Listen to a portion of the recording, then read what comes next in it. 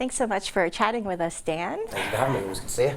We're here to talk about your Broadway play, The Cripple of Inishmaan, in which you play Billy, a young man with a physical handicap who lives with two women in their 60s in a shop. Yeah. And when a Hollywood filmmaker comes to town, he tries his luck to be an actor. Yeah. So this is a direct transfer from the West End. So first off, how is the experience of doing the show on Broadway compared with in London? I've talked about this sort of quite a lot, and I do think, and this is not meant to disparage London audiences, but New York audiences are amazing. I think there's something about the kind of English natural reserve that we are rightly sort of famous for, that means that when en masse we don't, we'll laugh. So all the laughs were there in London for the show, but it's those sort of the gasps and the oohs and ahs and the vocalizations that Americans, people, when you're really into something, you kind of show it vocally and you engage with it, and it's lovely as an actor on stage to sort of get that feeling from the audiences. So this being a Martin McDonagh play, it's very, very funny and also very, very dark. Mm-hmm. And you mentioned that American audiences tend to be more vocal. Are there scenes or jokes that are getting unexpected laughter here?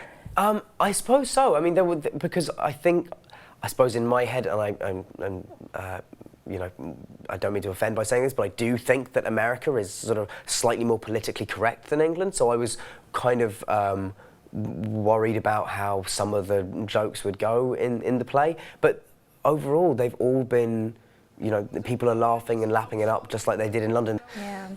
So talk about the physicality and just the energy and effort that it takes. Obviously, Billy, his nickname is Cripple Billy, and he has a handicap, but you also have a scene that's akin to a deathbed scene. It is, absolutely. I mean, as you say, Billy's somebody who the character lives with a physical disability. I didn't want to, because Martin left the stage direction describing Billy's disability, I think, purposely vague so that any actor could come in and interpret it.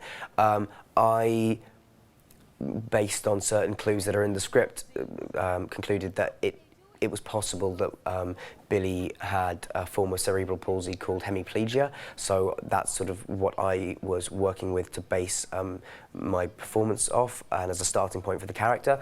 I think there is, when you play somebody who lives with a disability, there is a trap you can fall into of talking about this like it's just putting on a hat, or like you put on the physicality and then you are, disabled, and that's not the case. So it's much more about working out the mindset of somebody who lives with something like Billy does. And in talking to friends and people who I was introduced to for the play, the common theme was that the frustration at the gap between how you know yourself to be and how other people treat you and perceive you.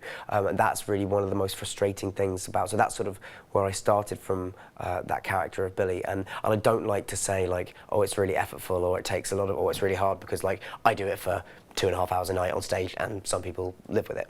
So this is your third turn on Broadway. You did Equus, that was your debut, yes, and How to Succeed in Business Without Really Trying. When you're doing a Broadway show, can you just talk about what your day is like? Like, do you wake up early, and then is your whole day about doing the play? It is generally. I mean, like, I tend to go to bed really late when I'm doing a play, like 3 o'clock in the morning. So, which is, I don't know, it's quite late for me. So I generally like get up quite late, just because I find it takes me a long time to wind down after the show. So yeah, I mean, I guess most of my day sort of revolves around doing the play. I might get up and like watch a film, or if I've got a script to read or something like that, then I'll sort of do that during the day.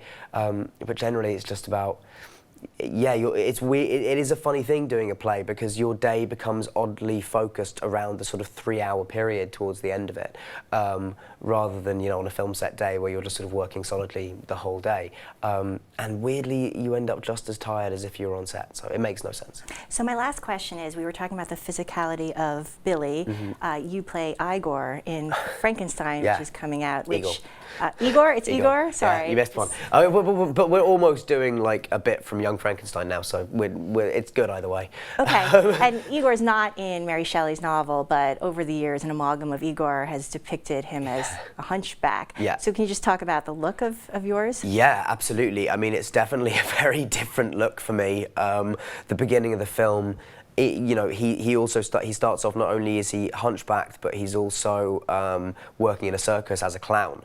So it's a really extreme kind of, also slightly sad. Like there's something, I hope, quite sort of sad about the way he looks at the beginning, because he's just sort of like this sort of bedraggled, dirty creature who Frankenstein then rescues from that life, and that's sort of the beginning of the story. But yeah, it's a big physical part of that, and that was definitely a lot more difficult than the Cripple of Inishmaan, just because it's so extreme. But I hope I'm intrigued to see the film. I think it's going to be mad and a lot of fun.